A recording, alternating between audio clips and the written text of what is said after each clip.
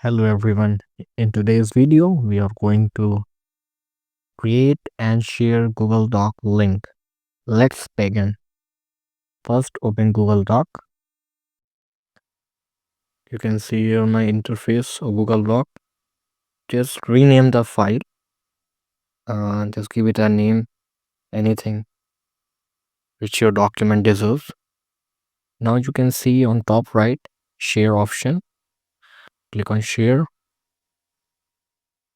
Now add the mail ID of that person you want to share here. Anything. You want to give it any message, give them any message, type it here. And you want to give what kind of access to that person, like you want to give him a editor position or commenter, viewer, anything.